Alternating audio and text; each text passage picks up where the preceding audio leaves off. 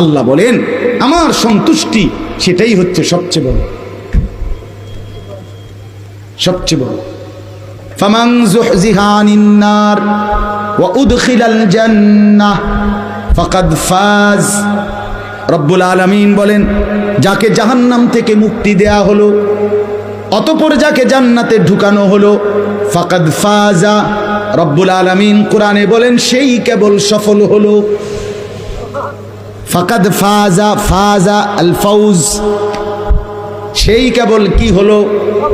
তাইলে রব্বুল আলামিন বললেন জাহান্নাম থেকে মুক্তি পেলে জান্নাতে প্রবেশ করলে সফল হয়, এর আগে বন্ধু সফল হয় না। ওয়াকালুল হামদুলিল্লাহিল্লাযী আযহাবা আন্নাল হাযান। রব্বুল আলামিন বলেন হাশরের ময়দানে আমার বান্দা যখন জান্নাতি হবে আর জান্নাতের মধ্যে ঢুকবে, জান্নাতের নাজ ও নিয়ামত এক নজর দেখে আমার বান্দা বলবে আল্লাহ আপনার সব প্রশংসা, আজকে আমার জীবন থেকে সমস্ত চিন্তা জীবনের তরে দূর হয়ে গেল। সফলতা সেদিনই মিলবে, সফলতা যেদিন জান্নাত মিলবে, যেদিন জান্নাত মিলবে, যেদিন রব্বুল আলামিনের সন্তুষ্টি মিলবে, রব্বুল আলামিনের সন্তুষ্টি মিলবে। আল্লাহ তাআলা কোরআনুল কারীমের মধ্যে বলছে আমি আমার বান্দাকে জান্নাতে নিয়ামত দিতেই থাকবো, দিতেই থাকবো, দিতেই থাকবো, দিতেই থাকবো। ফেরেশতা কেবল বলবে আর লাগবে নি, আর লাগবে নি। বান্দা বলবে না আর লাগবে না। আল্লাহ বলবে আরো দাও, আরো দাও, আরো দাও, আরো দাও, আরো দাও, আরো দাও।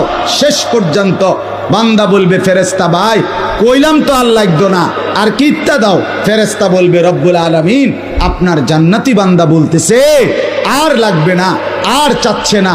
আল্লাহ বলবে না ফেরেশতা ওয়ালাদাইনা মাজিদ, আমার কাছে আরো আছে, আরো আছে, আরো আছে। এবার ফেরেশতা বলবে আল্লাহ এবার তাইলে কি দিবেন আপনি, আর কি দিবেন? তো রব্বুল আলামিন বলবে ফেরেশতা আমার ৭০,০০০ নূরের পর্দা সরায়া দাও, এবার জান্নাতি বান্দা আমাকে দেখবে, আমি তাকে দেখব।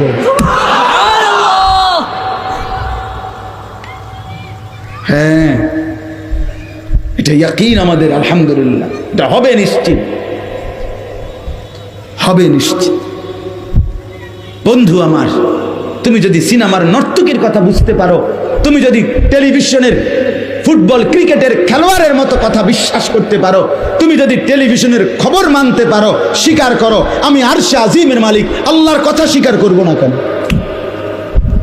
কথা বলেন না কেন? আমনে দি শিক্ষারাই এখন খবরে কইছে বেটা, খবরে সঠিক না হইলে